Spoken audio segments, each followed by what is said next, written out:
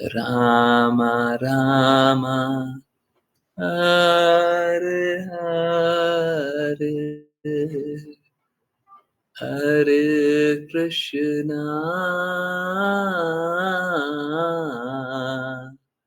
हरे कृष्णा कृष्णा कृष्णा हरे हरे हरे राम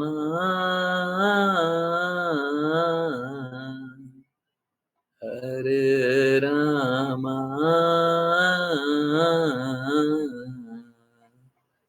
राम राम हरे हरे हरे कृष्णा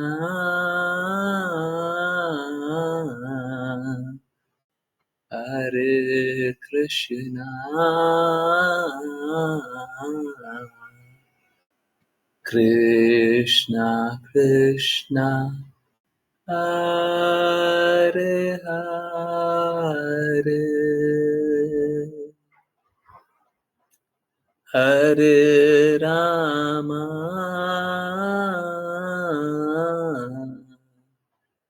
हरे राम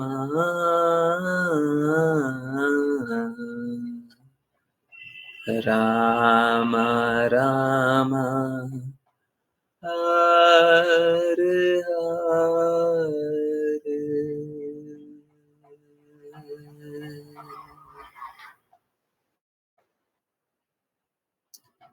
हरे कृष्णा हरे कृष्णा हरे Krishna everyone. बहुत बहुत धन्यवाद सभी का ज्वाइन करने के लिए, चैंट करने के लिए, सिंग करने के लिए। आज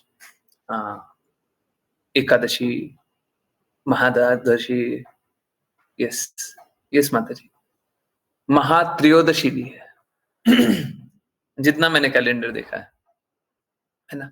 वैसे ज्यादा कोई फर्क नहीं पड़ता। देखिए, अगर गुरु बोल रहे हैं आज के दिन व्रत करना है, तो अगर महाद्वादशी है या महात्रयोदशी, उससे क्या फर्क पड़ता है।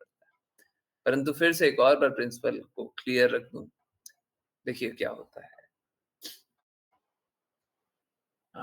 सभी को पता ही होगा, परंतु फिर भी बता रहा हूं। कभी कभी क्या होता है, इनफैक्ट बहुत बार क्या होता है, एकादशी का अंश दूसरे दिन पड़ता है, कुछ अंश दूसरे दिन रहता है। हो सकता है मेजॉरिटी डे एकादशी का पहले दिन हो, परंतु कुछ अंश दूसरे दिन रहता है। शास्त्रों में साफ साफ वर्णित है, श्रील प्रभुपाद का साफ साफ इंस्ट्रक्शन है कि ऐसे दिन में हमको द्वादशी को व्रत करना होता है, और इसको महाद्वादशी बोलते हैं। ठीक है, इसको महाद्वादशी बोलते हैं क्योंकि दूसरे दिन व्रत है। दूसरे दिन एकादशी का थोड़ा सा भी अंश है। ये बाकी त्योहार के लिए ये प्रिंसिपल सही नहीं है, ये एकादशी के। तो अगर थोड़ा सा भी अंश दूसरे दिन पड़ता है तो वो महाद्वादशी हो जाती है दूसरे दिन, और हमको व्रत महाद्वादशी के दिन करना चाहिए। कभी कभी, बहुत रेयरली ऐसा होता है कि एकादशी का थोड़ा सा अंश पड़ता है, द्वादशी पूरी आकर के खत्म हो जाती है और त्रयोदशी स्टार्ट हो जाती है। त्रयोदशी 13th डे भी स्टार्ट हो जाता है, इसको महात्रयोदशी बोलते हैं, है ना। मैंने अभी तक सब जगह देखा तो महाद्वादशी लिखा हुआ, मे बी टर्मिनोलॉजी ऐसा हो, परंतु मैं कैलेंडर चेक कर रहा हूँ तो 3:22 के आसपास कुछ आज द्वादशी खत्म हो रही है, त्रयोदशी स्टार्ट हो जाएगी। तो ये जो महात्रयोदशी होती है, इसमें व्रत करने का बहुत बहुत बहुत अधिक लाभ होता है। देखिए, हम सभी को लाभ के लिए तो भक्ति नहीं करनी चाहिए, है ना। कृष्णा जो प्रदान करें उसमें हमको संतुष्ट होना चाहिए, जैसा भी प्रदान करें, है ना। इसलिए हमको दिमाग क्या लगाना है। अगर गुरु बोल रहे हैं आज के दिन व्रत करना है, तो ठीक है, आज महाद्वादशी हो या महात्रयोदशी भी हो, है ना, उससे क्या फर्क पड़ता है। गुरु ने बोला है तो हमको वही करना है। और ऐसा तो कर नहीं सकते कि एकादशी में शुद्धता का पालन कर रहे हैं, दूसरे एकादशी में नहीं कर रहे, परंतु जब मौका मिले तो और शुद्धता से जीवन व्यापन करना चाहिए। जितना मौका मिले।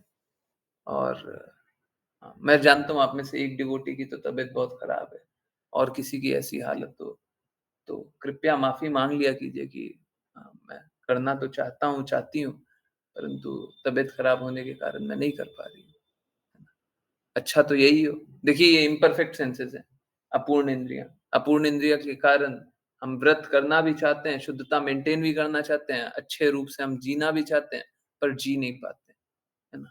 इसको स्वीकारना होगा और स्वीकारना होगा और साथ के साथ अस्वीकार भी करना होगा, that we do not accept this. हम ये बात मान तो रहे हैं कि हमारी अपूर्ण इंद्रियाँ हैं, ये बात मान रहे हैं, ये बात हम मना नहीं कर रहे। रिफ्यूट नहीं कर रहे, चैलेंज नहीं कर रहे कि हमारी अपूर्ण इंद्रियाँ नहीं है, परंतु हम इसे स्वीकारते नहीं है, एकदम गलत बात है। हमारी अपूर्ण इंद्रियाँ नहीं होनी चाहिए। जब आप प्रयासरत रहिएगा कि आपकी अपूर्ण इंद्रियाँ नहीं होनी चाहिए, तो भगवान ऐसी स्थिति बनाएँगे कि आपकी अपूर्ण इंद्रियाँ नहीं रहे। जब तक किसी को इच्छा नहीं होगी, जब तक किसी को इच्छा नहीं होगी अपनी इंद्रियों को शुद्ध करने का, तब तक भगवान ऐसी स्थिति बनाएँगे ही नहीं कि आप अपनी इंद्रियाँ शुद्ध कर पाएँ। जब तक आप सेवा करके, कार्य करके भगवान की सेवा करें, भगवान के लिए कार्य करें और अपने आप को असमर्थ जानें, है ना? ऐसे ही असमर्थता पे अभी बात करेंगे, पहले एकादशी की महिमा। हाँ, परंतु ऐसे ही असमर्थता पे बात करेंगे। जब तक असमर्थ नहीं जाने, तब तक भगवान ऐसी स्थिति बनाएँगे नहीं कि आप हाँ, पूर्ण रूप से शुद्ध हो जाएँ, नित्य सिद्ध हो जाएँ, उनके धाम आएँ, है ना? और बातें इस पे करेंगे, परंतु पहले आज फिर से हम लोग बोलेंगे तो यही एकादशी की शुभकामनाएँ, है ना? चाहे चाहे वो महाद्वादशी हो, महात्रयोदशी हो, हैं? हम लोग आज एकादशी का व्रत का पालन कर रहे हैं, तो एकादशी आज ही बोलेंगे, है ना? बहुत बार बोलचाल की भाषा में भी बोल देते हैं बस, आगे कुछ एक्सप्लेन नहीं करते हैं, एकादशी कल है ना? एकादशी नहीं है, महाद्वादशी है, परंतु बोल देते हैं बस, एकादशी कल है, ऐसे बोल देते हैं। क्योंकि इतना ज़्यादा एक्सप्लेन करना हर बार थोड़ा-सा डिफ़िकल्ट हो जाएगा, है ना? तो चलिए, आज एकादशी की महिमा सबसे पहले श्रवण करें। एकादशी की महिमा श्रवण करने का विशेष लाभ होता है, सब कोई ध्यानपूर्वक श्रवण कीजिएगा और जिनको रीड करना है वो अच्छे से हैंड रेज़ कीजिए। अच्छे से, हाथ भी अच्छे से रेज़ कीजिए और आवाज़ भी अच्छे से निकालिएगा, है ना? हाँ, हरे कृष्णा। चलिए, राघव प्रभु जी। हरे कृष्णा गुरुजी। हम आज पासांकुशा एकादशी मना रहे हैं। पासांकुशा एकादशी जो सितंबर अक्टूबर माह के शुक्ल पक्ष में आती है। इस एकादशी की महिमा भगवान कृष्ण और महाराज युधिष्ठिर के बीच हुए वार्तालाप में ब्रह्मवैवर्त पुराण में वर्णित है। महाराज युधिष्ठिर ने कहा, हे मधुसूदन, सितंबर अक्टूबर माह में शुक्ल पक्ष की एकादशी का क्या नाम है? कृपया करके मुझे इसके बारे में समझाएं। भगवान कृष्ण ने उत्तर दिया, हे श्रेष्ठ राजा, इस एकादशी का नाम पाशांकुशा एकादशी है। अब कृपया मुझसे इस एकादशी की महिमा सुने, जो भी सभी सभी पापों का नाश करती है। कुछ लोग इस एकादशी को पा पापांकुशा एकादशी भी कहते हैं। इस एकादशी के दिन विशेष रूप से भगवान पद्मनाभ की पूजा करनी चाहिए। यह एकादशी व्यक्ति को स्वर्गीय सुखों से मुक्ति और उसके वांछित परिणाम प्रदान करती है। केवल भगवान विष्णु के पवित्र नामों का जप करने से ही पृथ्वी पर सभी पवित्र स्थानों पर जाने के सभी पुण्य प्राप्त हो सकते हैं। यदि एक बद्ध आत्मा भ्रम के कारण विभिन्न पाप कर्मों में लिप्त होने के बाद भी आश्रय लेता है और पतित आत्माओं को मुक्त करने वाले भगवान श्री हरि के चरण कमलों को प्रणाम करता है, तो ऐसे व्यक्ति को नरक नहीं होता। इस एकादशी से पवित्र और कोई दिन नहीं है जो भगवान पद्मनाभ को अत्यंत प्रिय है। हे राजा, जैसे ही कोई व्यक्ति एकादशी का पालन करने में विफल रहता है, उसके शरीर में पापों का वास होने लगता है। यह एकादशी अपने अनुयायी को स्वर्गीय सुख, मुक्ति, मृत अवस्था से मुक्त, सुंदर महिलाएं, धन, और खाद्यान्न प्रदान करती है।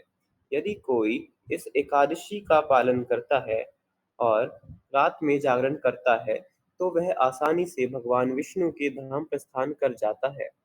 भगवान कृष्ण ने कहा, हे राजाओं में सर्वश्रेष्ठ, इस एकादशी व्रत का पालन करने से व्यक्ति अपने माता, पिता तथा पत्नी के परिवार को 10 पीढ़ियां प्रदान कर सकता है। यदि कोई व्यक्ति इस एकादशी का पालन बाल्यावस्था, युवावस्था या फिर वृद्धावस्था में करता है, तो उसे भौतिक अस्तित्व के दुखों का सामना नहीं करना पड़ता है। जो व्यक्ति इस पासांकुशा या पापंकुशा एकादशी का शुद्धता से पालन करता है, उसके सभी पाप नष्ट हो जाते हैं तथा जीवन के अंत में वह भगवान विष्णु के धाम लौट जाता है।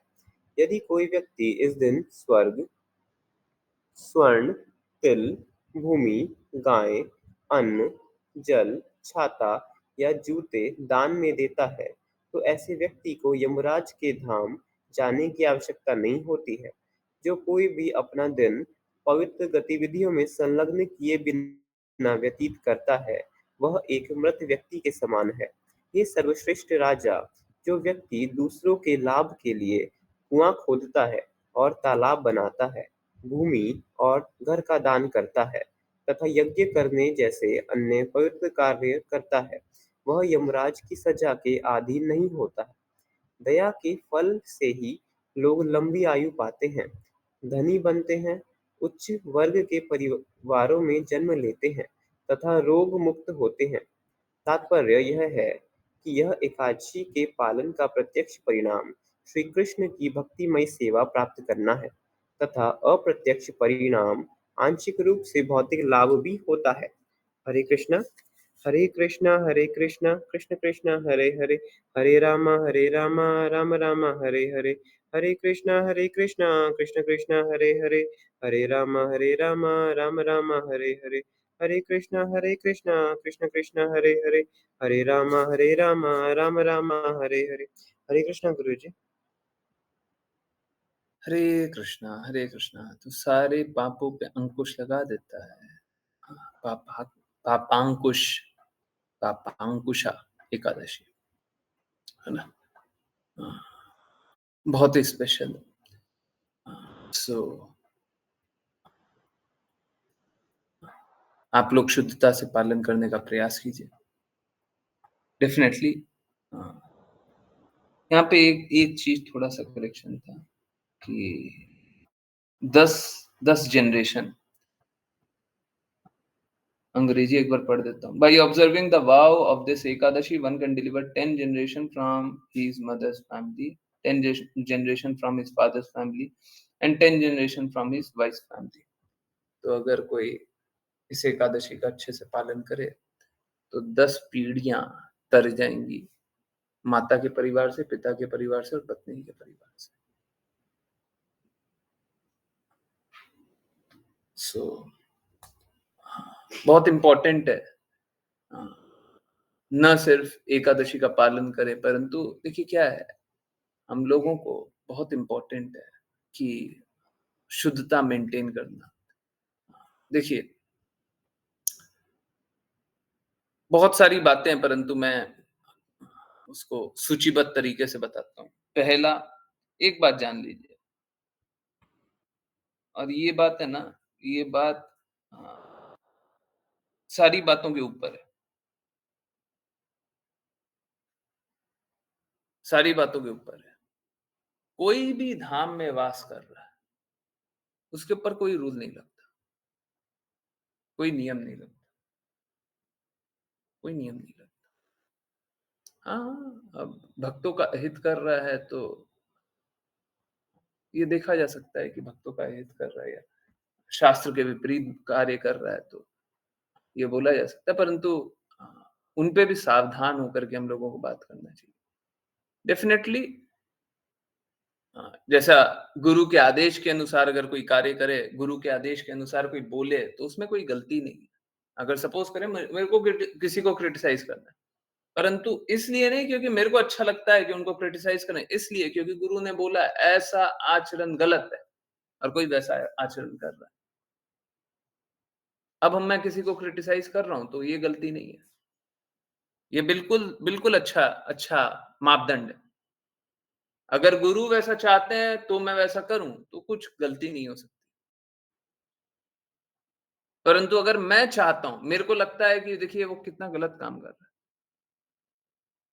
तो फिर वो गलत नहीं है, मैं गलत हूं टू पॉइंट आउट मिस्टेक्स, है ना? तो हम लोगों को हमेशा गुरु के हृदय के अनुरूप कार्य करना चाहिए। पहले एक बात बताता हूँ, उसके बाद फिर एक कॉन्टेक्स्ट देते हैं और फिर आप लोगों को चीजें और क्लियर होगी, है ना?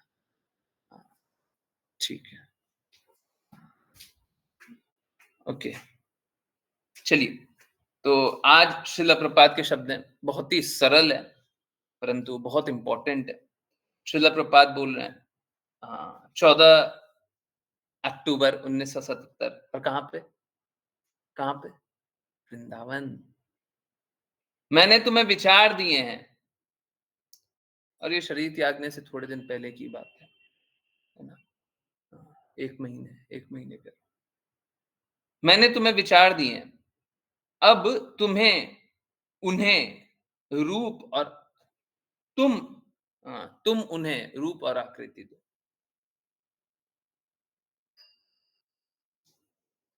तो श्रील प्रभुपाद क्या बोल रहे हैं? मैंने तुमको प्रिंसिपल दे दिया, अब तुम उन प्रिंसिपल पे काम करो और उन प्रिंसिपल को और ऊंचा करो, अच्छा बनाओ, डिस्क्रिप्टिव करो और उस पे काम करके हाँ, आदेशों का पालन करो। मैंने तुमको एक एक बेसिक ग्राउंड दे दिया, अब तुम उस पे कार्य करते रहो। प्लीज समझिए, गुरु कभी नहीं मरता है, गुरु हमेशा जिंदा है, गुरु अपने शब्दों के द्वारा जिंदा है, हमेशा रहता है, और एक शिष्य के हृदय में हमेशा गुरु ही वास करता है। अभी जैसा बोला ना, गुरु का आदेश है तो कुछ करेंगे तो कुछ गलत नहीं है, कुछ भी करना पड़ जाए। अगर गुरु का आदेश वैसा ही है, गुरु प्रामाणिक होने चाहिए, और गुरु का आदेश वैसा ही है, तो उससे सबका हित हो, सबका। अगर हम करप्शन भी एक्सपोज कर रहे हैं, गुरु का आदेश ऐसे ही है कि करप्शन है तो एक्सपोज करो, गुरु ऐसे ही चाहते हैं, तो बिल्कुल उससे सबका हित होगा। आप कुछ भी घटिया से घटिया काम कर रहे हो, पॉलिटिशियन, श्रील प्रभुपाद आज के लेक्चर में श्रील प्रभुपाद बता रहे कि जरूरत है ना? आज का लेक्चर बहुत इंपॉर्टेंट था, उस पे मेरे को कुछ श्री राम वाचा कुछ बनाना है, देखते हैं, अगर बना तो बहुत अच्छी बात है, कोशिश करूंगा। आज के लेक्चर पे श्रील प्रभुपाद बोल रहे थे कि पॉलिटिशियन, इस जगत में पॉलिटिशियन सब भ्रष्ट हैं, परंतु कृष्णा कॉन्शियस लोगों को, कृष्णा भावना भावित लोगों को पॉलिटिशियंस बनना चाहिए। अब ये बहुत इंपॉर्टेंट बात है कि कल ही हम लोग बात कर रहे थे गांधी जी के बारे में। श्रील प्रभुपाद ने भी आज जो लेक्चर था उसमें गांधी जी को भी मेंशन किया, और ना सिर्फ गांधी जी को मेंशन किया, वही नाम से गांधी, वो बता रहे थे कि गांधी जी ने तो कितना कुछ किया देश के लिए, स्वतंत्रता के लिए कितना कुछ किया, और उसके बाद हुआ क्या? उसको उन्हीं को गोली मार दिया गया, है ना? तो इस जगत में कोई खुशी नहीं है, कोई आनंद नहीं है, इस जगत में कोई आनंद नहीं है, इस जगत में बस एंजाइटी है, कुंठा है, कुंठा।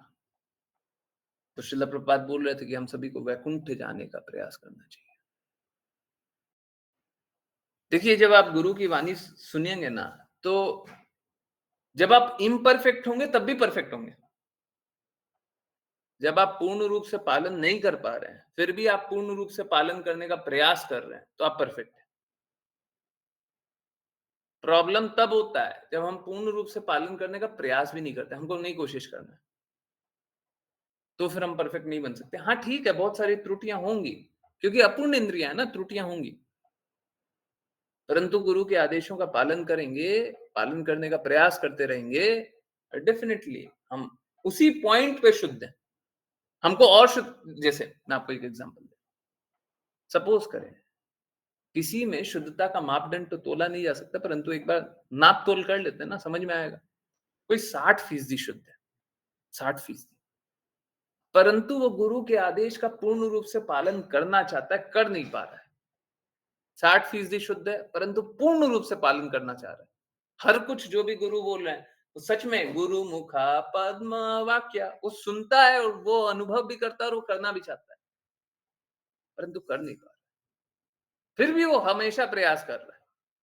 बहुत इंपॉर्टेंट बात है, प्रयास कहीं भी कम नहीं होना चाहिए। प्रयास कम हो गया तो खत्म। पूर्ण रूप से प्रयास कर रहा है। अब ये जो 60% वाला व्यक्ति है ना, 60% सही गुण, परंतु गुरु के आदेशों का पूर्ण रूप से पालन करने का प्रयास करने वाला, ये शुद्ध है। कोई 95% शुद्ध है,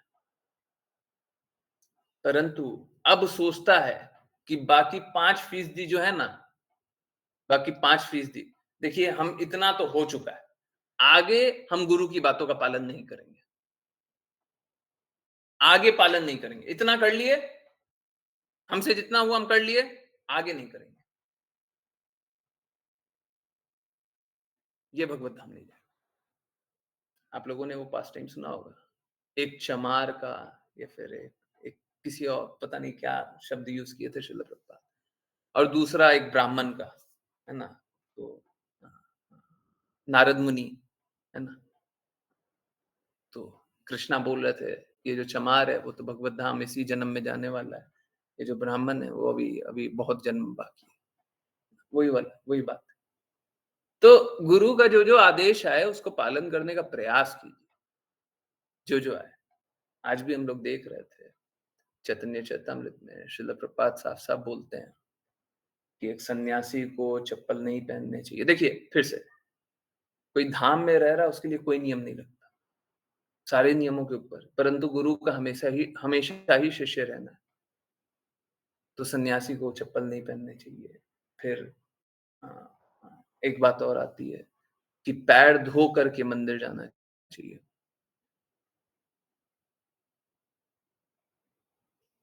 मैं ऑनेस्टली एडमिट भी कर रहा हूँ, मैं भी पैर धो करके मंदिर नहीं जाता।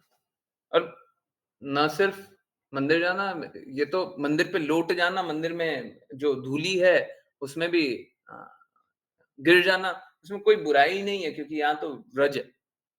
व्रज धूली तो सर पे लगाई जाती है, खाई भी जाती है, जीभ पे भी लगाई जाती है। व्रज धूली तो अमृत है, तो व्रज का कोई धूली मिल जाए तो उसमें क्या दिक्कत है?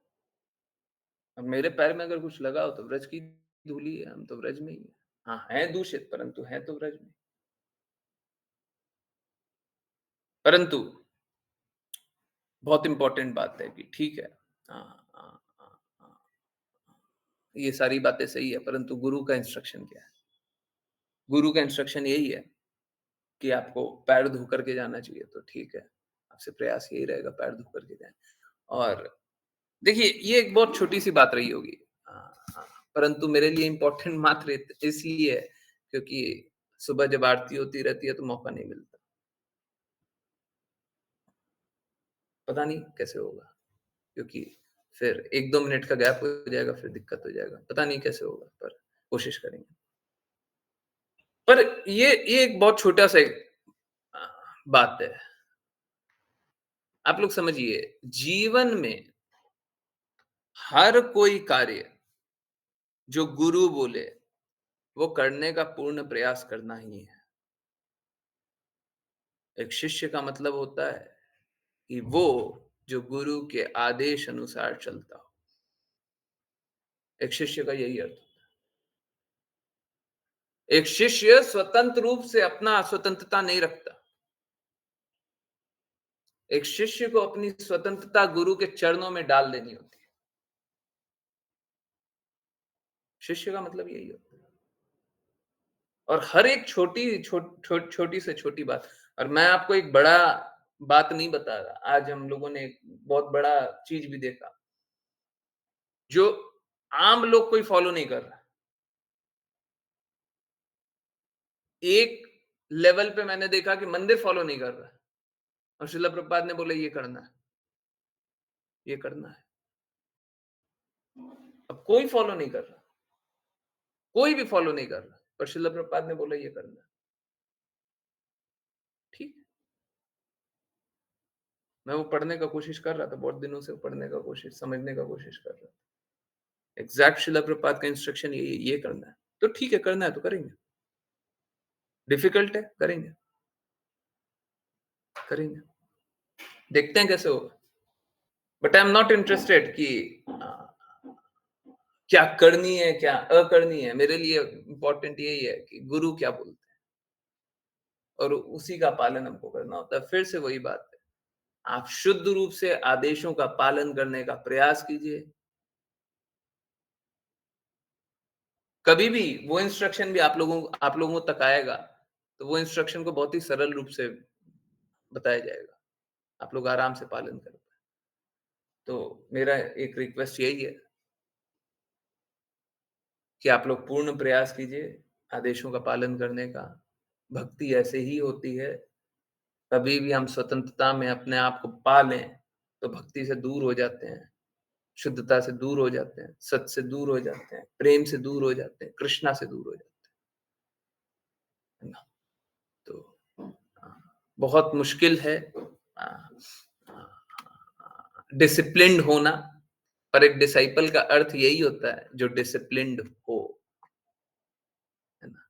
एक डिसाइपल का अर्थ ये नहीं होता है जो स्वतंत्र रूप से अपना अस्तित्व बना करके चले। एक डिसाइपल वो नहीं हो सकता। डिसाइपल का मतलब ही यही है जो डिसिप्लिन तरीके से चले, है ना? शिष्य का मतलब ही यही होता है। ठीक है, ठीक है। शिला प्रपात का कोई लेक्चर में मेरे को याद आ रहा है, शिला प्रपात बोलते हैं हिंदी में भी अर्थ वही है, इंग्लिश में भी अर्थ वही है ना? कि आदेश अनुसार चलना है, गुरु के आदेश अनुसार चलना है। आई नो लोगों को डिफिकल्ट होता है, और आप आई डोंट नो आप लोगों ने देखा है नहीं देखा, शिला प्रपात हर बार है ना इंस्ट्रक्शन को सरल रूप से रख देते हैं।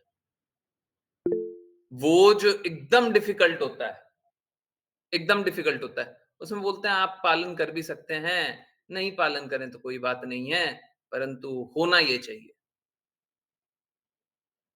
और जो इजीली एक्सेप्टेबल होता है वो बोलते हैं यही करना है, यही करना है ना? गुरु हमेशा ऐसे ही करते हैं।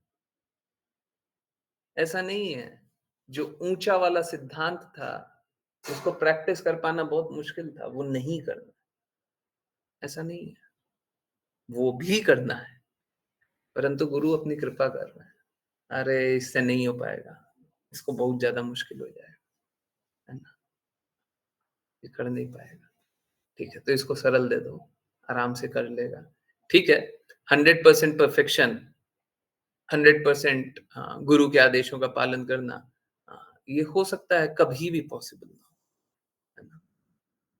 कोई भी 100% अपने गुरु के आदेशों का पालन करे, और गुरु तो हमेशा परफेक्ट चीज ही बोलेंगे ना। कोई भी अपने गुरु के आदेशों का 100% पालन करे, तो वो नित्य सिद्ध हो जाएगा सीधा। अब नित्य सिद्ध होना सबके लिए तो पॉसिबल नहीं है, परंतु अगर गुरु के आदेशों का पूर्ण रूप से पालन करने का शुद्ध प्रयास करेंगे, तो डेफिनेटली शुद्ध हो जाएंगे, ठीक है। तो इसीलिए मेरा रिक्वेस्ट है, सब कोई दृढ़ता से, शुद्धता से पालन करने का कोशिश कीजिए, और ठीक है, चाहे कितनी डिफिकल्टी भी है, चाहे कितनी डिफिकल्टी भी है, चाहे आपका माइंड बोलता रहे, दिमाग बोलता रहे ये कैसे होगा, ये तो नहीं हो सकता, है ना? अब प्रॉब्लम कहाँ पे है मैं बता देता हूँ। प्रॉब्लम यहाँ पे है, प्रॉब्लम कहीं पे भी नहीं है। वो जो इतना सिंपल सा बट इतना डिफिकल्ट आदेश का पालन करने में दिक्कत कहाँ? दिक्कत यहाँ पे है, जब तक आरती खत्म नहीं होती तब तक तो मंदिर के अंदर नहीं जा सकते, नहीं जा सकते ना, मंदिर के बाहर ही रहना पड़ता है। अंदर भी घुस गए तो भी बाहर ही खड़े रहेंगे, ठीक है। अब अगर पैर धोने का कार्यक्रम करें तो उसमें आधा मिनट, 1 मिनट, 2 मिनट लग जाएगा। अब 2 मिनट लग जाएगा, दर्शन कब कराएंगे? तो तब तक तो गुरु आरती स्टार्ट हो जाएगी, फिर दर्शन नहीं करा पाएंगे। अब तो और कार्तिक कार्तिक मास आ रहा है, भीड़ बहुत हो जाएगी, फिर दर्शन कैसे करेंगे? तो बड़ा दिक्कत हो गया। समाधि मंदिर कैसे जाएंगे? समझिए इस बात को, ठीक है। सारी ये सुविधाएं होंगी, परंतु श्रील प्रभुपाद कुछ स्थितियां बनाएंगे, है ना। समझिए, गुरु डिफिकल्ट करते हैं, गुरु ही सिंपल करते हैं, है ना। वो खुद खुद सब कर देंगे। हम लोगों को बस आदेश पालन करने का जरूरत है। आप और हम सबको ये आदेश का पालन करने का पूर्ण प्रयास करें। जैसे चलने में नहीं बन रहा था ना, चलना सिखा दिया ना, तो दौड़ना भी सिखा देंगे, दौड़ना भी सिखा देंगे, हैं। चलने में नहीं बन रहा था ना, चलना सिखा दिया, हैं। जरूरत पड़ेगा दौड़ना सिखा देंगे, दौड़ करके पहुंच जाएंगे। इसीलिए हमारा प्रयास बस एक ही होना चाहिए कि हम गुरु की आज्ञा का पालन करें, और बाकी गुरु चाहे जो करे, गुरु को जो करना है करिए। हम बस एक ही इच्छा है? बोलते हैं ना, और ना करिया मने आशा, यही। ये जब एक्चुअली में जब गाते हैं ना, तो सच में रो देना चाहिए। ये क्या बोल दिया हमने, कि गुरु की आज्ञा का पालन करेंगे और कोई आशा नहीं है। ये क्या बोल दिया। हम तो गुरु की आज्ञा का पालन कर ही नहीं रहे, नित्य सिद्ध थोड़ी ना है। जिसका अपनी इंद्रियों पे पूर्ण रूप से नियंत्रण हो, वो तो गुरु की आज्ञा का पालन करेगा ना। जो अपूर्ण इंद्रियां वाला है, वो गुरु की आज्ञा का पालन कैसे करेगा। तो गा तो रहे हैं, और न करिया मन आशा, हम तो पहले ही गुरु की आज्ञा का पालन नहीं कर रहे।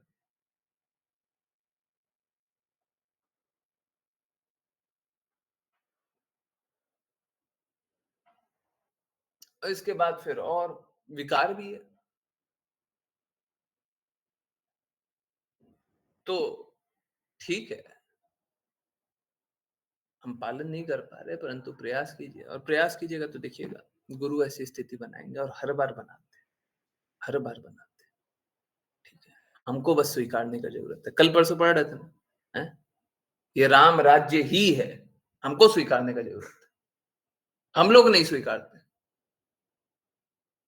राम की ही व्यवस्था से, कृष्ण की ही व्यवस्था से सब कुछ चल रहा है, हम नहीं स्वीकारते। हम अपनी व्यवस्था बनाना चाहते हैं, इसीलिए सब कुछ गलत हो रहा है। हमको बस स्वीकारने का आवश्यकता है। अगर स्वीकार लेंगे तो सब ठीक हो जाएगा, नहीं स्वीकारेंगे तो सब कुछ खराब हो जाएगा। कितना भी अच्छा रहे, सब बर्बाद हो जाएगा। हरे कृष्णा। चलिए जल्दी जल्दी रीड करने का प्रयास कर। मैंने वो 5 PM वाली क्लास में बताया था, आप लोग बहुत बातें करते हैं, बहुत बातूनी हो गए। जैसे टीचर क्लास में आता है ना, तो बच्चे बस बातें कर रहे हैं। ये क्या है, अभी भी वही हाल है। आप लोग सब बदमाश है, सब बदमाश है, सब के सब बदमाश है ना। अकेला सीधा मैं ही हूँ। मैं चाहता हूँ आप लोग पढ़ लें, परंतु आप लोग तो बस बातें बातें बातें बातें। क्या चल रहा है? अश्लीषा माता जी, बिना बातें किए अनुवाद पढ़िए। हरे कृष्णा और तात्पर्य। हरे कृष्णा गुरु जी। अनुवाद। तत्पश्चात सिद्ध लोक तथा विद्याधर लोक के वासियों ने कपिल मुनि को बछड़े में बदल दिया और संपूर्ण आकाश को पात्र बनाकर उन्होंने अनिमा से शुरू करके विशिष्ट यौगिक रहस्यमय शक्तियों को लिया। निस्संदेह विद्याधर लोक के वासियों ने आकाश में उड़ने की कला प्राप्त की। तात्पर्य। सिद्ध लोक तथा विद्याधर लोक, इन दोनों लोकों के वासियों को स्वभावतः योग शक्तियां प्राप्त है, जिनके द्वारा वे न केवल अंतरिक्ष में ही किसी यान के बिना उड़ सकते हैं, वरन इच्छानुसार एक लोक से दूसरे लोक भी उड़कर जा सकते हैं। जिस प्रकार मछलियां जल में तैरती है, उसी प्रकार विद्याधर लोक के वासी वायु के सागर में तैरते हैं। जहां तक सिद्ध लोक के वासियों का प्रश्न है, उनमें समस्त योग शक्तियां पाई जाती है। इस लोक के योगी आठों योगिक क्रियाओं का अभ्यास करते हैं। ये है यम, नियम, आसन, प्राणायाम, प्रत्याहार, धारणा, ध्यान तथा समाधि। नियमित रूप से एक के बाद एक योगिक प्रक्रियाओं का अभ्यास करने से योगी विभिन्न सिद्धियों को प्राप्त करते हैं। वे छोटे से छोटे, भारी से भारी इत्यादि बन सकते हैं। यहाँ तक कि वे ग्रह का निर्माण भी कर सकते हैं। जो भी चाहते हैं प्राप्त कर सकते हैं, और जिस जिस व्यक्ति पर नियंत्रण करना चाहे कर सकते हैं। इस प्रकार सिद्ध लोक के समस्त वासी स्वभावतः इन योग शक्तियों से संपन्न होते हैं। वास्तव में यह विस्मयजनक बात होगी यदि हम इस लोक में किसी को बिना यान के आकाश में उड़ता देखें, किंतु विद्याधर लोक में यह उसी तरह आम बात है जिस प्रकार की पक्षी का आकाश में उड़ना। इसी प्रकार सिद्ध लोक के सभी वासी योगी है, जो रहस्यमय शक्तियों से परिपूर्ण है। इस श्लोक में कपिल मुनि का नाम महत्वपूर्ण है, क्योंकि वे सांख्य दर्शन के संस्थापक थे और उनके पिता कर्दम मुनि महान योगी थे। कर्दम मुनि ने तो ऐसा विमान तैयार किया था, जो एक छोटे नगर के बराबर था, जिसमें नाना प्रकार के उद्यान, भवन, दास तथा दासियां थे। इस साज सामान के साथ कपिल देव की माता देवहूति और उनके पिता कर्दम मुनि ने समस्त ब्रह्मांडों की यात्रा की और विभिन्न लोकों में गए। हरे कृष्ण गुरु जी। हरे कृष्णा, हरे कृष्णा। आई थिंक आप लोगों को याद है कपिल मुनि भगवान ही हैं और उनके पिता कर्दम मुनि देवहूति को लेकर के विभिन्न स्थानों पे देवहूति को ले गए थे, है ना? आई थिंक आप लोगों को याद होगा, है ना? पढ़ा था ना? यस। उनको आनंद दिलाने के लिए कर्दम मुनि ने अपनी पत्नी देवहूति आनंद दिलाने के लिए विभिन्न स्थान पे वो विमान में ले गए थे। देखिए, समझिए इस बात को।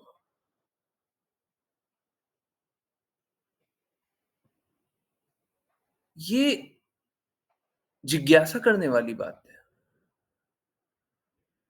कि सिद्ध लोक में तो ये व्यवस्था है, ये स्थिति है कि कोई इस प्रकार का हो सकता है कि इतना हल्का हो जाए कि उड़ सकता है, सारी यौगिक क्रियाओं में निपुण हो सकता है और ब्रह्मांडों का निर्माण कर सकता है।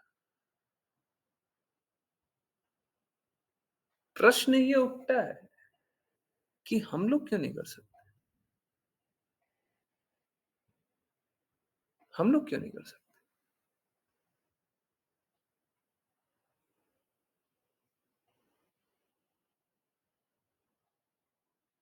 देखिए, जिसमें जितनी शुद्धता होती है वो उस प्रकार का कार्य कर सकता है। हम लोग इस भौतिक जगत में रहने के कारण अशुद्धियों में फंस गए हैं। अपूर्ण इंद्रियां, कलयुग का प्रकोप, और कृष्णा से दूर रहने के कारण सब कुछ अव्यवस्थित। तो क्या है, उच्च लोक में रहेंगे तो अच्छे से अच्छा हम लोग अच्छे से अच्छी स्थिति में रह सकते हैं, अच्छे से अच्छा यौगिक कार्य कर सकते हैं, बहुत ही रहस्यमयी। इनफैक्ट देखते होंगे ना, इस भौतिक जगत में अच्छे से अच्छा कैसा होता है? डेवलपमेंट। परंतु यहाँ का डेवलपमेंट कैसा होता है? यहाँ का डेवलपमेंट वो होता है कि दूसरे का नाश करते हैं। आप एक डेवलपमेंट का नाम बताइए जिससे दूसरे का अहित नहीं हुआ। एक डेवलपमेंट का नाम बताइए। एक भी विकास का नाम बताइए, एक तरह का विकास हुआ इस जगत में जिससे दूसरे का अहित ना हुआ। कोई एक विकास। तो ये कैसा विकास है जिससे दूसरे का अहित होते जा रहा है? मतलब हम खुश रहना चाहते हैं तो दूसरे का बुरा करें। अभी यहाँ पे बंदर आते हैं। एक्चुअली में ये स्थान बंदर का है। यहाँ पे बहुत सारे जंगल होने चाहिए, बहुत सारे पेड़ होने चाहिए, पर देखते क्या है, बहुत सारे, अभी थोड़े दिन पहले भी एक आया था, फार्म हाउस के लिए बहुत सारा पेड़ काट दिया गया। सुन रहे हैं, रोड बहुत चौड़ा हो रहा है, उसके कारण पेड़ काट दिया जाएगा। पेड़ों को काट दिया जाए। अब बताइए, यहाँ पे रहना चाहिए जीवों को, हैं? बंदरों का तो यहाँ पे दिया हुआ है, स्थान दिया हुआ है। और क्या हम डेवलपमेंट कर रहे हैं? शिला प्रपात बोले थे, साफ साफ बोले थे, हैं, धामों का सो कॉल्ड डेवलपमेंट नहीं होना चाहिए। प्लीज समझिए, समझिए इस बात को। देखिए, ये भौतिक जगत है ना, जिस जगत में हम लोग रहते हैं, वहां पे सब कुछ धन से ही संबंध सभी का है। अब अगर कोई सरकार आती है, और देखिए ये बस इंडिया के साथ नहीं है, पूरे विश्व के साथ है, तो मतलब कोई इंडिया की सरकार को कोई डिमोनाइज करने का बात नहीं है। देखिए, पूरा विश्व गलत क्यों चल रहा है? क्योंकि गुरु की आज्ञा अनुसार नहीं चल रहा, क्योंकि शास्त्रों के अनुसार नहीं चल रहा, क्योंकि संतों को नहीं मान देता है, क्योंकि ब्राह्मणों की सेवा नहीं होती है। सब कोई गलती करेंगे फिर। परंतु स्थिति कैसी है कि कोई सरकार आती है या कोई एक व्यवस्था आती है, राजा भी कर सकता है, कोई एक व्यवस्था आती है जहां पे कोई धन लगा रहा है, कोई सरकार है वो धन लगा रही है, कोई राजा है वो धन लगा रहा है, तो क्या चाहेगा? धन लगा करके जैसे डूबा हुआ धन ऐसे कर देना चाहेगा कि धन लगाएगा तो उसका कोई ना कोई लाभ देखना चाहेगा। यस, फायदा चाहेगा। कोई भी सरकार कहीं पे भी कुछ कर रही है तो फायदा देखना चाहेगी। Yes, no? यस, सही बात है ना? तो ये क्या करने, अगर जो सो कॉल्ड विकास करेंगे, सो कॉल्ड विकास करेंगे तो होगा मालूम है क्या? सरकारें तो अपना धन लगाएगी, लोग तो अपना धन लगाएंगे, और धन लगाने के बाद यहां से अर्थ लाभ, अर्थ लाभ, धन का लाभ चाहेंगे, क्योंकि उन्होंने धन लगाया है। अब वो सोचते हैं कुछ ना कुछ रिटर्न है, कुछ ना कुछ फायदा होए। तो जैसे ही ये सो कॉल्ड विकास जहां पे भी बढ़ता है, वहां पे क्या होता है? विनाश बढ़ते चला जाता है। जहां जहां ये विकास ने अपना पैर पसारा है, वहां वहां विनाश बहुत ही तीव्रता से बर्बादी की है। तो अगर धाम का विकास होएगा, है ना, तो क्या होगा? धाम से लाभ चाहेंगे, लाभ चाहने के कारण सब कुछ भौतिकवाद होते चला जाएगा, आध्यात्मिकता को साइड कर दिया जाएगा, वो देखेंगे कैसे धन कमा सकते हैं। इस स्थिति में, इस व्यवस्था में कैसे धन कमाया जा सकता है ना? यहां से कैसे धन आ सकता है?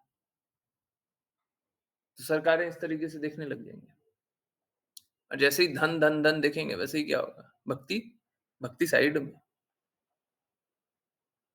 है, भक्ति का कोई अर्थ नहीं है। फिर धन एक बिजनेस, है ना, इस तरीके से। तो इस जगत का विकास तो इसी प्रकार का है। धाम के लिए स्पेशली बता दिया, परंतु सबके लिए, सारे जहां पे भी देखें, इस जगत में जहां जहां विकास हुआ है, वहां वहां विनाश ने अपना पैर पसारते गया। इनफैक्ट आप लोग याद करते होंगे, है ना, किस किस को याद है? दादी नानी का घर है ना, कभी पहले के जमाने में, या कोई कोई दूर कोई रिलेटिव का घर, वो एकदम गांव में हुआ करता था, अगल बगल पूरा जंगल था। उस गांव में जाकर के हम रहते थे और देखते थे, पहाड़ रहता था, पानी साफ रहता था, वहां पे जाकर के रहते थे, है ना। जो वो घर था, आजकल उसके अगल बगल सबका विकास चल रहा है ना, और कंक्रीट ने अगल बगल डेरा जमा रखा है ना।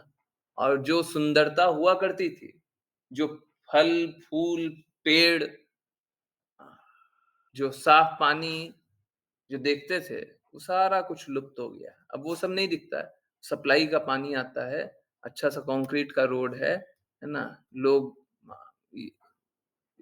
क्या कार और बाइक पे चलते हैं, पहले सब पैदल चला करते थे, रिक्शा चलता था, है ना, पॉल्यूशन नहीं था, है ना। अब वहां पे विकास आ रहा है ना, सही बात है ना। हा? देखा है, सबने देखा है, याद है, अनुभव कर रहे हैं? ये विकास, बाकी लोग अनुभव नहीं कर रहे हैं, हाँ? सच-सच बोलिए। हुँ? किन-किन ने अनुभव किया है? नहीं किया? हाँ? ऐसी जगह नहीं जाते? हाँ, जाते थे ना? हुँ, यही है, यही है विकास। हाँ, को कोई ऐसे हैं जिनको ऐसा अनुभव ना हो, वो भी लिख दीजिए। तो इस भौतिक जगत में रहते हुए हम प्रकृति का बदल करते हैं, परंतु एक्चुअली करना क्या है? ये तो हम कर रहे हैं, ठीक है? ये तो गलत रास्ते चल रहे हैं, ओके? हम तो गलत कर रहे हैं, ओके, ठीक है, मान करना क्या है ये तो बताइए? आप बता रहे हैं कि सब कुछ गलत चल रहा है, पर करना क्या है? करना ये है कि हमको अपने आप को शुद्ध करना है। तो बाहरी विकास नहीं, आंतरिक विकास चाहिए। हमको अपने आप को शांत करना है। समभाव की स्थिति चाहिए। ज़्यादा सुख और ज़्यादा दुःख की अनुभूति नहीं होनी चाहिए। भगवान की सेवा में लगना है, गुरु की सेवा में लगना है, ये आंतरिक विकास है। ये बाहरी विकास से कुछ भी नहीं होगा।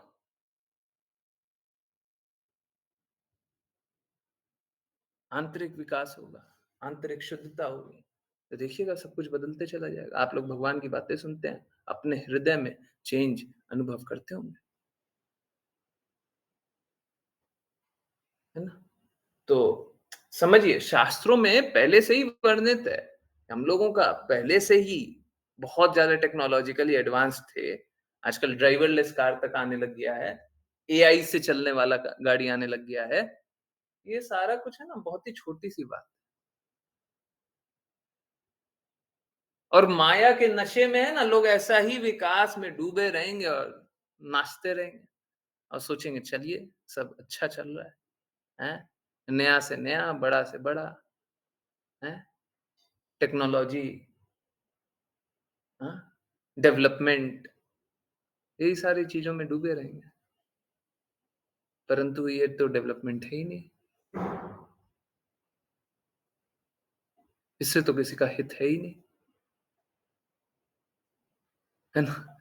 और जब ये सारा कुछ समझ में आता है ना, तो देखिए ना इस जगत का रियलिटी जब इतना ज़्यादा एडवांसमेंट है, इतना ज़्यादा डेवलपमेंट है, इतना ज़्यादा सब कुछ अच्छा है, तो फिर जंग क्यों लड़ रहे हो? ले-दे के हैं? ले-दे के अंतिम में जंग लड़ रहे हैं। सब कुछ कर कराने के बाद अंतिम में एक-दूसरे से लड़ रहे हैं। जब इतना ही एडवांस्ड हैं, तो कम से कम प्रसन्न तो रहना चाहिए ना। अगर सब कुछ सपोज़ कीजिए कुछ अच्छा कर रहे हैं आप, तो आप दुखी रहिएगा क्या? इस जगत में सब अच्छा हो रहा है, तो फिर द्वेष क्यों है? तो फिर युद्ध क्यों है? क्यों है? हुँ, पोल खुल गया, विकास का पोल खुल गया, है ना? तो ये सब क्या एक बाहरी आवरण है, विकास का एक आवरण है, हमको ऐसा दिख रहा है। परंतु ये जो यहाँ पे विकास की बातें या यहाँ पे जो टेक्नोलॉजी की बातें या यहाँ पे जो एडवांसमेंट की बातें वो आंतरिक से है।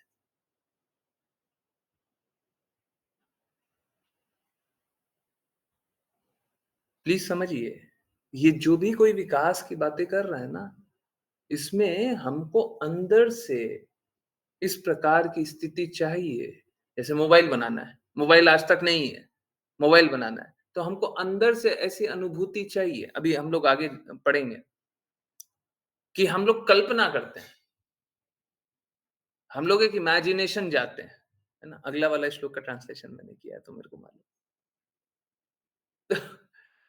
हम लोगों को एक इमेजिनेशन रहता है ना?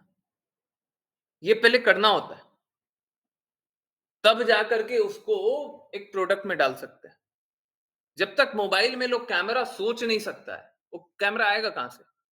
पहले तो एक कल्पना करना पड़ेगा ना। हम मोबाइल जो फोन से बात कर रहे हैं, जो 1 2 3 4 डिजिट पहले लिखा रहता था, है ना? पहले डिजिट वाला फोन आता था, डिजिटल बोल रहा हूँ। पहले डिजिट वाला फोन आता था और स्क्रीन पे बस नंबर ही फ्लैश होता था। आज भी पुराना वाला एकदम सस्ता, एकदम सस्ता वाला फोन में अभी भी होगा, है ना? आज भी कोई-कोई कंपनी ऑफर करती है। तो पहले उस फोन से कैमरा वाला फोन, किसी को विजुअलाइज करना पड़ेगा ना। टच स्क्रीन किसी को विजुअलाइज करना पड़ेगा, हाँ टच करने से काम चल जाए,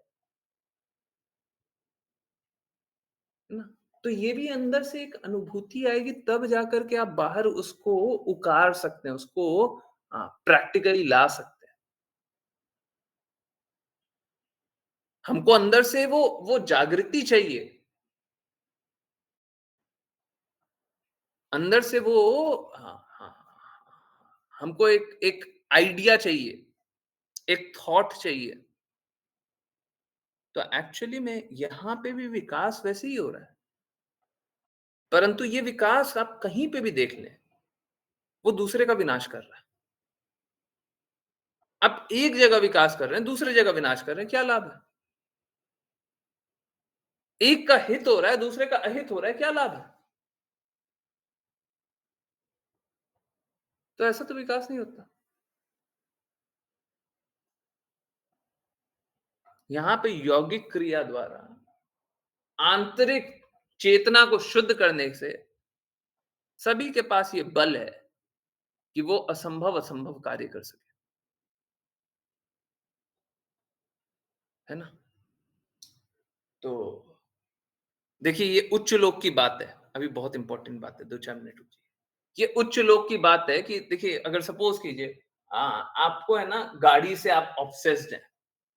ऑब्सेस्ड मतलब आपको बस दिन रात गाड़ियों के बारे में सोचते रहते हैं। आप क्या चाहेंगे? इससे अच्छी गाड़ी, उससे अच्छी गाड़ी, ये टेक्नोलॉजी, ये वो, है ना? उसमें चाहेंगे और अच्छा और अच्छा और अच्छा। तो आप चाहेंगे, थोड़े दिन बाद हो सकता है आपका मन करे कि गाड़ी भी ड्राइवरलेस हो जाए, गाड़ी उड़ने वाली हो जाए, गाड़ी एरोप्लेन बन जाए, ना कुछ भी, जेट बन जाए, कुछ भी बन जाए, है ना? हाँ, ओके। परंतु हमारा जीवन क्या गाड़ी है क्या?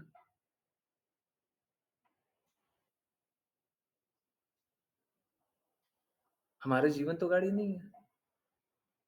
हम लोग ठीक इसी प्रकार से धन के प्रति आसक्त रहते हैं। कोई कोई भी एक ज्ञान मिल जाता ना, उससे हम ऑब्सेस्ड हो जाते हैं। ये जो गाली बकने वाले लोग हैं, ये क्या किससे ऑब्सेस्ड है?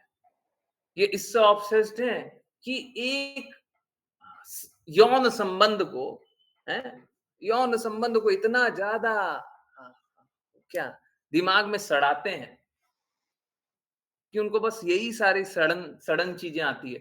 अगर उनको यौन संबंध हटा देना तो शायद वो लोग गाली भी नहीं बक। आप समझिए,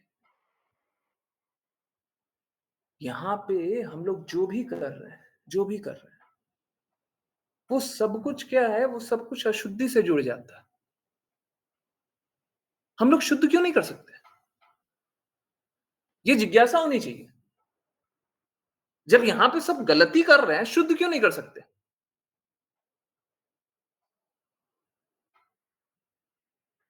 तो लोग, अब एक तरफ आप वो देखें, दूसरी तरफ आप कोई भी इंडस्ट्री देख लीजिए, सब कोई ऑब्सेस्ड है।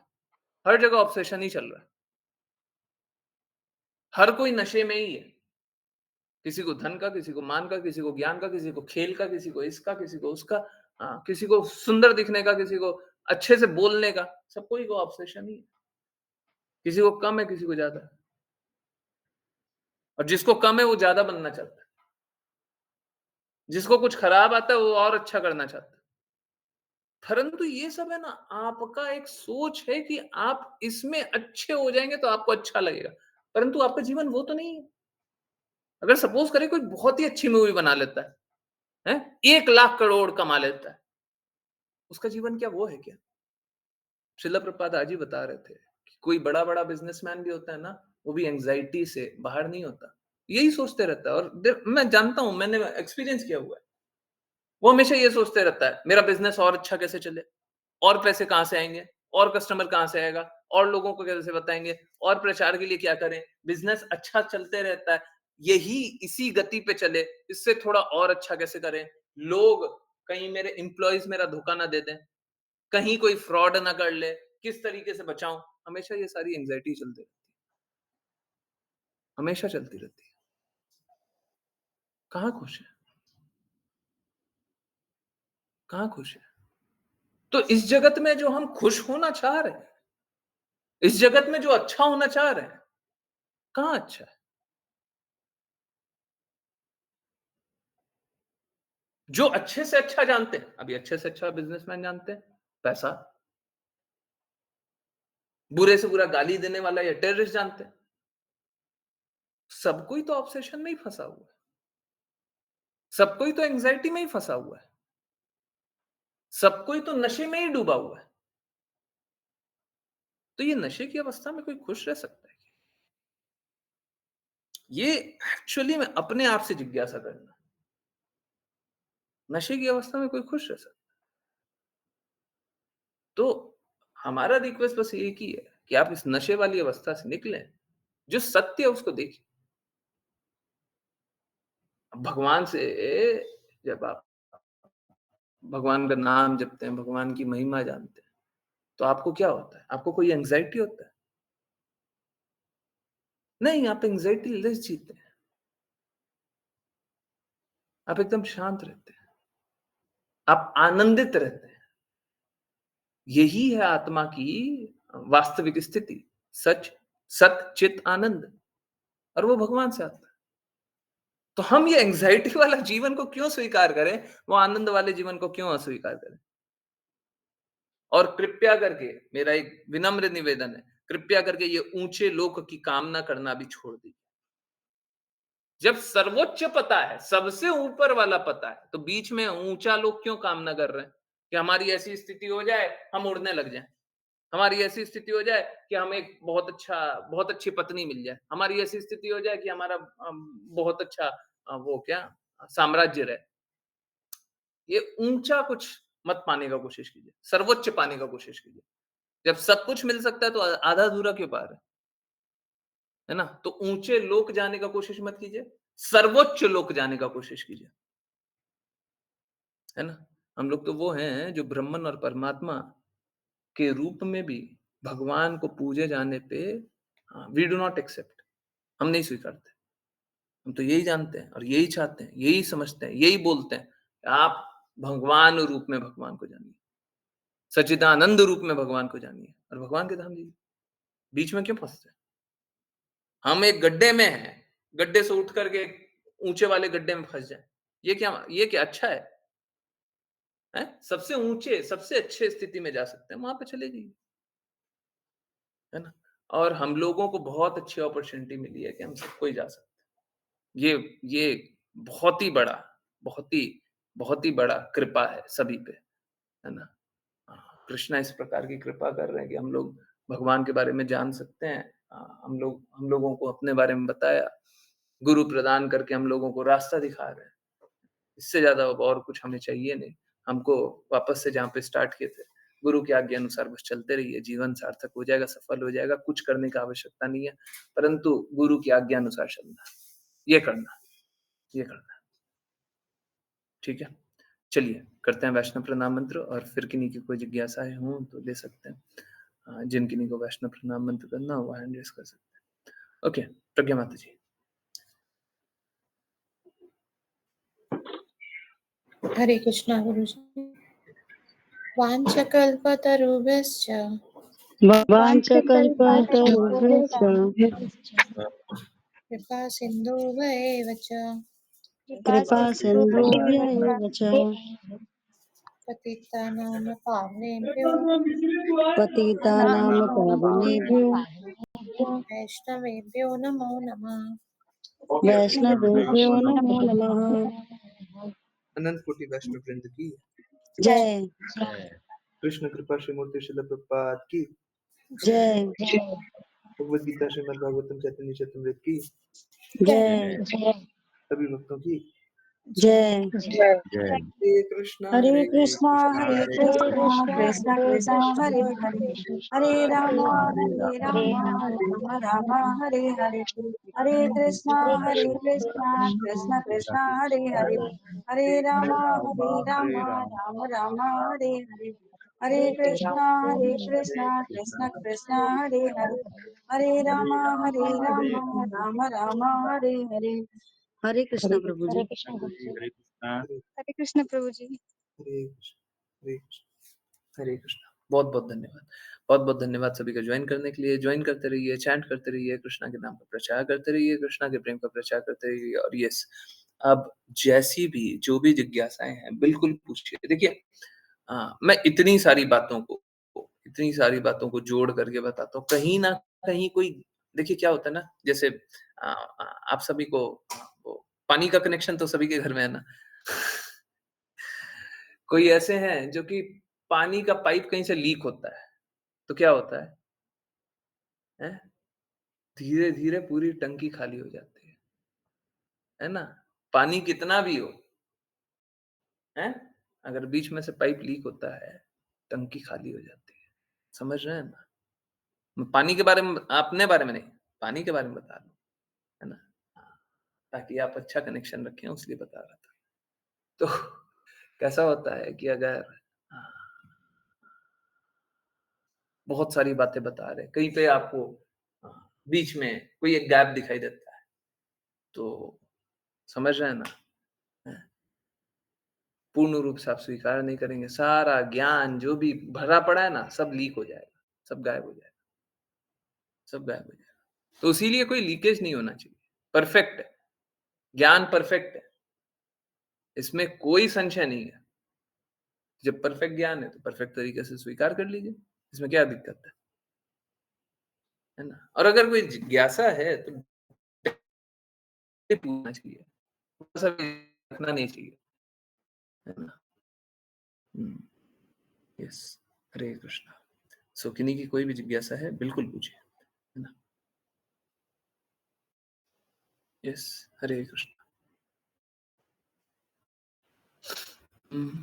कोई जिज्ञासा है किसी की, कुछ पूछना है, कुछ बताना है?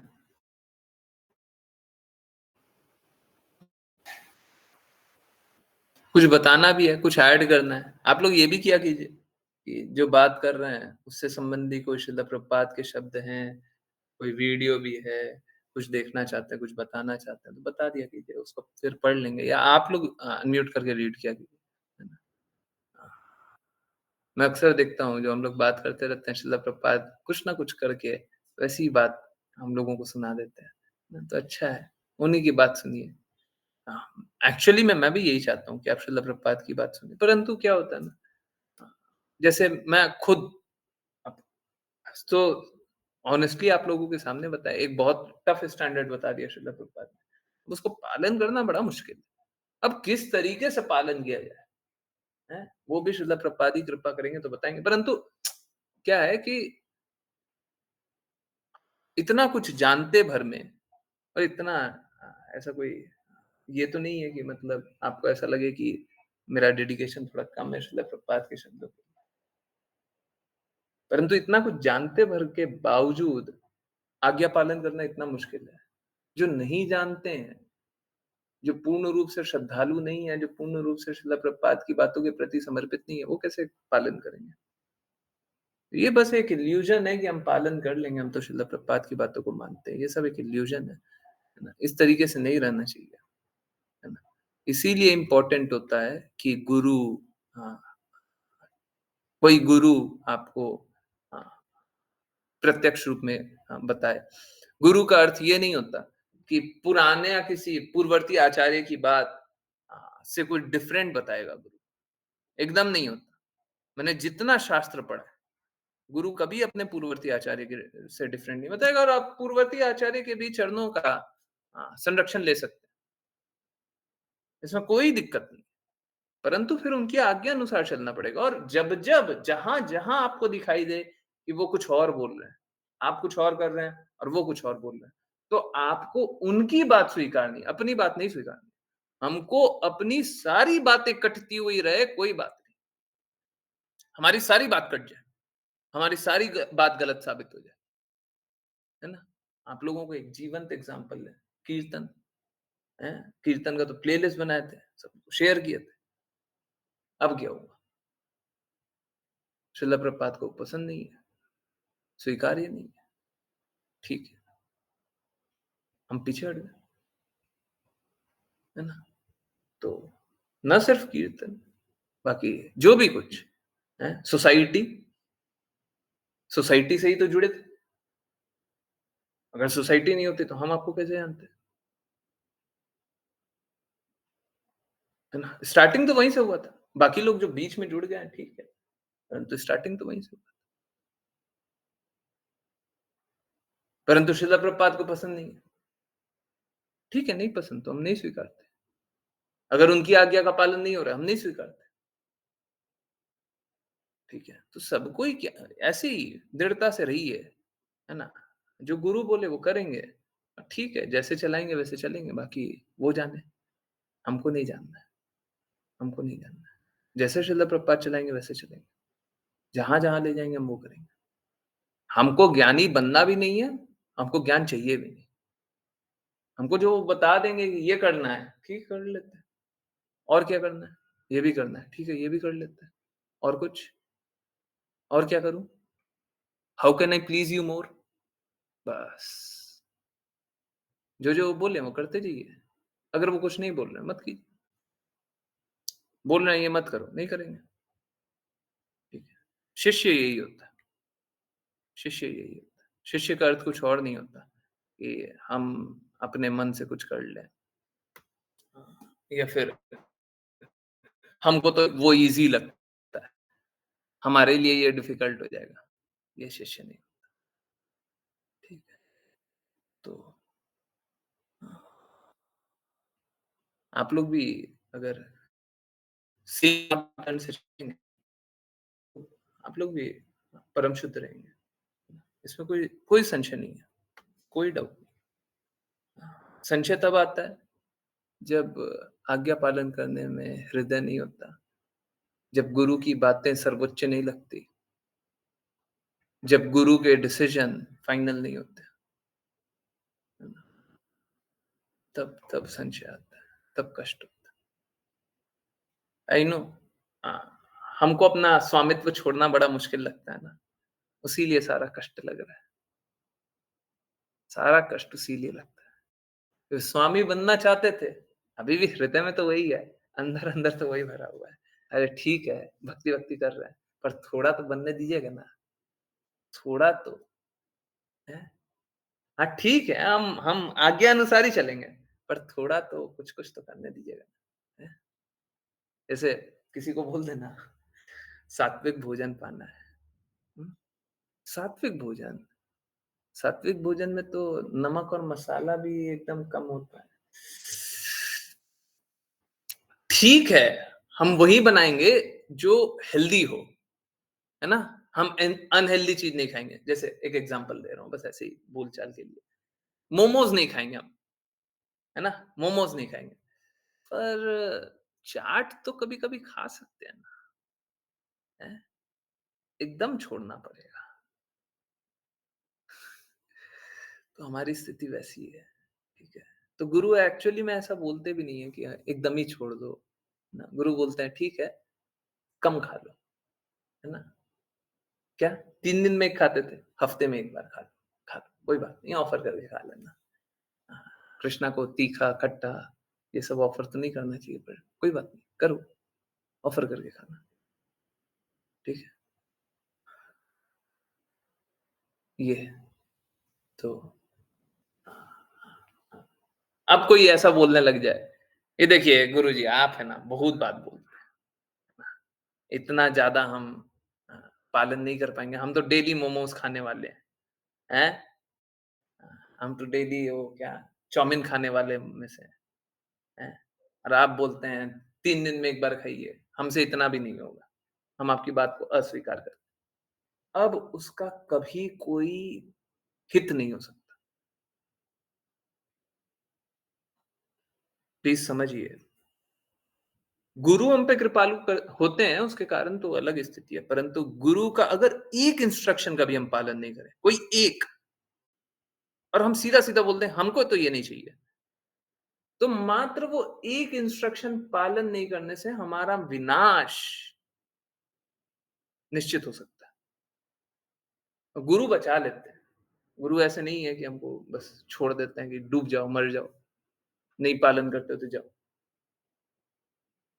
गुरु करते नहीं है, परंतु मात्र एक इंस्ट्रक्शन को, एक अवज्ञा सब खत्म। ऐसा हो सकता है।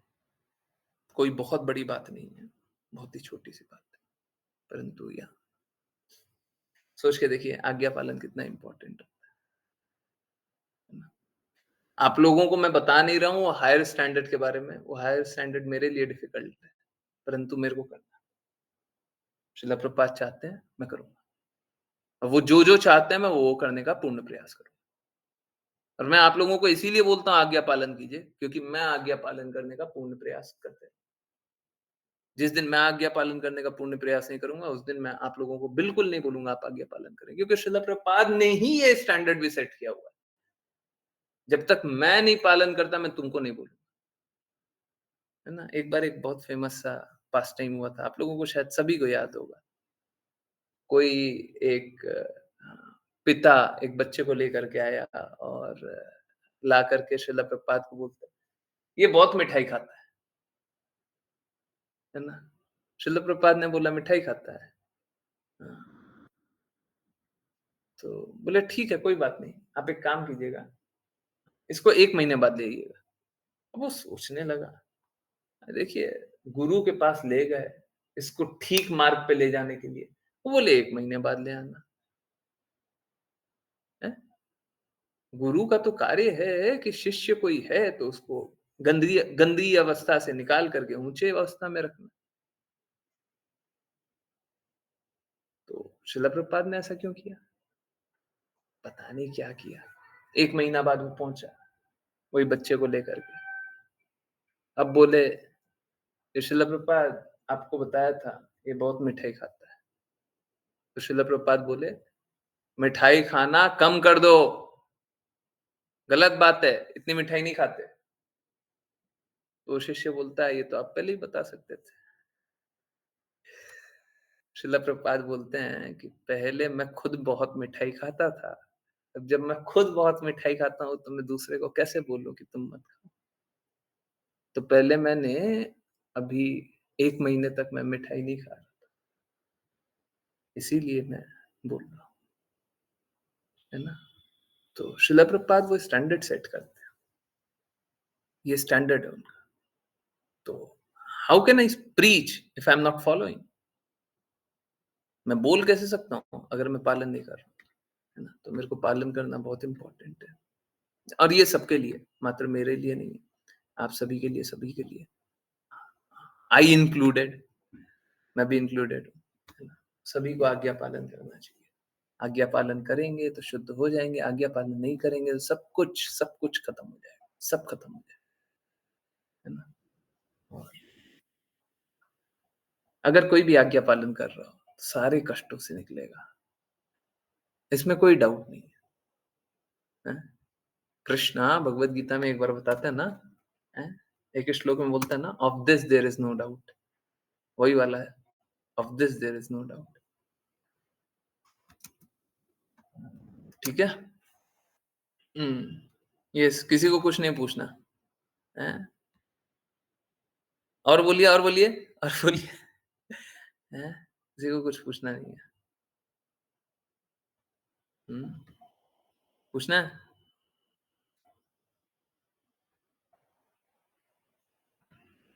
यस,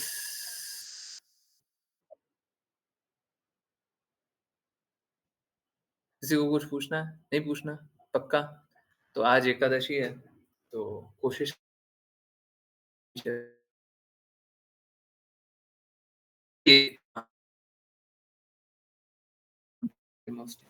बोलने वाला बोला, एकादशी के महीने में एक बात आता है कि हम लोगों को है ना,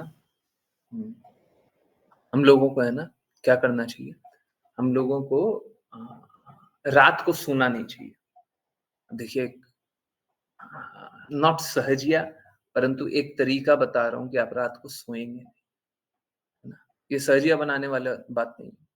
ये है कि अगर सपोज करें, इनफैक्ट भगवत गीता में क्या लिखा हुआ है कि जो सतोगुणी लोग होते हैं, they are awake while sleeping. वो जागे हुए रहते हैं, सोते रहते हुए भी। तो स्थिति कैसी है? अगर आप सपोज करें कृष्णा का चिंतन करते रहे रातों भर, आप सो तो रहे हैं परंतु कृष्णा का चिंतन कर रहे हैं, तो वो भगवत गीता के अनुसार डेफिनेटली अवेक वाइल स्लीपिंग। आप अवेक हैं, आप उठे हुए हैं, आप सो रहे हैं परंतु उठे हुए हैं। अचिंतनीय भेदा भेद, है ना? और उठे हुए रहेंगे। डेफिनेटली आप लोग सबको ही प्रयास कीजिए। जो भक्त होता है, वापस से भक्तों पे नियम किस लिए नहीं लगता? क्योंकि नियम तो है, वो नियम के पहले ही ऊपर है। उठना है, रातों भर उठना है, पर नियम के पहले ही ऊपर है। वो हमेशा कृष्णा का चिंतन कर रहा है ना? ये होता है।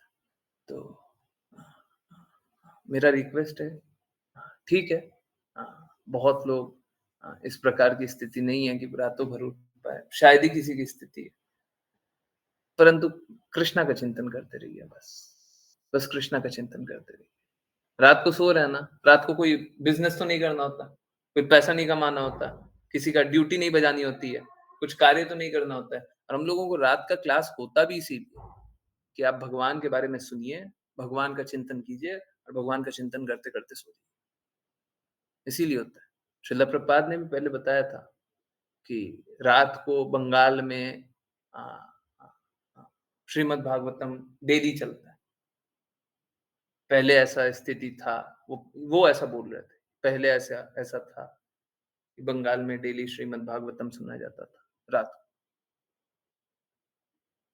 नियमित रूप से। तो वो इसीलिए होता है। आप रातों भर चिंतन करते रहें और हमेशा सोते हुए भी रहें, तब भी कृष्णा का चिंतन चल रहा है, तो भक्ति होती रह रही है ना? तो एक्चुअली में हमको ये काम तो 24 घंटे करना है, परंतु कम से कम रात से शुरुआत तो कीजिए। ये तो बड़ा सरल है ना, मुश्किल है क्या?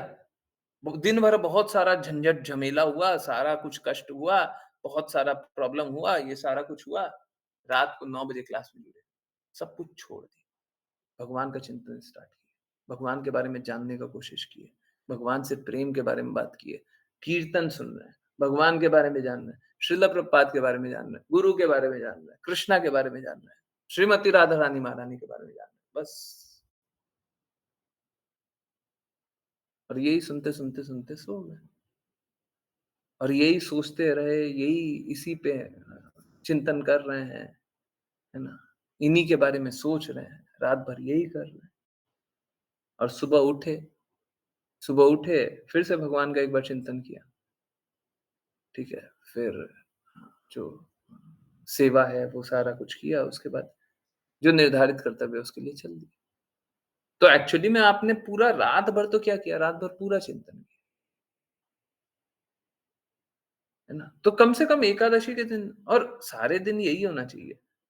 रात को कचरा कबाड़ा, गंदगी, ये सब नहीं होना चाहिए। हमेशा कृष्णा का चिंतन कीजिए, कृष्णा की सेवा कीजिए, कृष्णा का चिंतन कीजिए, कृष्णा के बारे में सोचिए। एकादशी इसलिए नहीं होती है कि आप ऑस्टेरिटी करें और आप अपने आप को ऊंचा जाने। एकादशी इसलिए होती है ताकि आप ऑस्टेरिटी करें और ऑस्टेरिटी को जाने कि ऑस्टेरिटी का लक्ष्य है कि कृष्णा को जानना, कृष्णा को जानिए। ठीक है, मुश्किल नहीं है, एकदम आसान, एकदम आसान। इसीलिए कीर्तन भी 12 बजे तक चलाते हैं। एक्चुअली में बजना तो पूरा 24 घंटे चाहिए, ठीक है? परंतु ठीक है, कम वॉल्यूम पे सुन लीजिएगा, परंतु सुनने का कोशिश कीजिए। जिनका भी पॉसिबल है सुनने का कोशिश कीजिए, और नहीं पॉसिबल है, ठीक है, कोई बात नहीं, पॉसिबल नहीं है, आप कृपया 1-2 माला नाम जप करें, कम से कम 1-2 माला नाम जप करें, है ना? ठीक है, उसके बाद सो जाइए, कृष्ण का चिंतन करते हुए चिंतन करते रहिए और सुबह उठिएगा, है ना? इस प्रकार से बड़ा आसान रहेगा, है? भक्ति भी हो रही है, अपना निर्धारित कर्तव्य भी हो जा रहा है ना? सारा निर्धारित कर्तव्य भी ऐसे ही करना है, कृष्णा के चिंतन करते हुए, कृष्णा का आज्ञा पालन करते हुए, कृष्णा की प्रसन्नता के लिए, गुरु की प्रसन्नता के लिए हर कुछ कार्य करेंगे, करते रहेंगे। और होगा क्या? भक्ति भी हो रही है और कृष्णा के लिए कर रहे हैं, तो कृष्णा की जागृति भी है, और निर्धारित कर्तव्य भी हो रहा है। कितना आसान है, मुश्किल है। मैं तो बोलता हूँ भक्ति करने से आसान कुछ है नहीं, है? भगवान प्रेम करते हैं, भगवान से प्रेम संबंध स्थापित करना, इससे सरल और क्या होगा? भगवान तो पहले से ही प्रेम करते हैं, जो पहले से ही प्रेम करता है उससे प्रेम करना बस खत्म। कोई इट्स लाइक कोई एक बच्चा है, ठीक है? आकर के आपको गाल पे, यहाँ पे किस कर रहा है, यहाँ पे किस कर रहा है, यहाँ पे किस कर रहा है, आपको बस गले लगा लेना। अब ये मुश्किल है क्या? ये मुश्किल है। इसमें क्या करना है? इसमें कुछ करना है? ऐसा सरल तो कुछ नहीं है। इससे सरल कुछ है क्या? मेरे को नहीं लगता इससे सरल कुछ होगा। भगवान आपसे प्रेम करते हैं, आपको स्वीकारना है। बड़ा सरल है, हाँ? है ना? सबसे आसान है ना भक्ति करना? हुँ? है ना? हुँ? यस? है? हुँ? बोलिए, सब कोई बोलिए। आसान है, नहीं है? हैं? है? हाँ, चलिए मैं सबका आंसर यस ले रहा हूँ, ठीक है? सबका आंसर यस ले रहा हूँ। अगर आसान है ना, तो पूरे विश्व को ये बात बताइए। श्रील प्रभुपाद ने बोला हैं? आज जो लेक्चर सुन रहे थे ना, उसमें लास्ट में यही बात बोले थे, है ना? सारे लोगों को कृष्णा कॉन्शियस कीजिए, है ना? इस मूवमेंट को और बढ़ा दीजिए। श्रील प्रभुपाद ने वहां पे सोसाइटी का नाम नहीं लिया था, सोसाइटी का नाम नहीं लिया। बोलते हैं ये कृष्णा कॉन्शियस, ये हरे कृष्णा मूवमेंट को पूरे विश्व में बढ़ाइए, ये हरे कृष्णा मूवमेंट का पॉपुलेशन बढ़ाइए, पॉपुलेशन, ये शब्द यूज किए थे। सब तरफ कृष्णा के नाम का प्रचार कीजिए, सबको को कृष्णा के बारे में बताइए, और इसका स्टार्टिंग तो यहीं से कीजिए। अपने आप को बताइए, अपने आप को शुद्ध कीजिए, सभी को बताइए, है ना? कितना आसान है, कितना आसान। चलिए आज यहीं पे आ, थोड़ी देर विराम देने के बाद थोड़ा आराम करते हैं अभी थोड़ा सा, और उसके बाद फिर वापस से थोड़ा सा नाम जप करेंगे और कीर्तन सुनेंगे। बहुत ज्यादा नाम जप अभी करने के लिए लग नहीं रहा है, अभी स्थिति नहीं लग रही, तो थोड़ा सा नाम जप करेंगे और फिर यस, आई डोंट थिंक इन्हीं की कोई जिज्ञासा है, नहीं है ना? कुछ है? नहीं ना? आई मी या फिर चैट में कुछ लिख दें या फिर अनम्यूट कर लें, मैं रुक जाऊंगा, नहीं ना? तो श्रील प्रभुपाद का कीर्तन फिर चलाएंगे। यस, ओके, सो यहीं से स्टार्ट कर रहे हैं और कंटिन्यू करते हैं कीर्तन से। सब कोई सुनिएगा। बहुत बहुत धन्यवाद सभी का ज्वाइन करने के लिए। ज्वाइन करते रहिए, चैंट करते रहिए, कृष्णा के नाम का प्रचार करते रहिए, कृष्णा के प्रेम का प्रचार करते रहिए और सदा दृढ़ स्थित रहिए कृष्णा के प्रेम में। हरे कृष्णा, हरे कृष्णा। बहुत बहुत हरे कृष्णा गुरुजी। हरे कृष्ण प्रभु जी।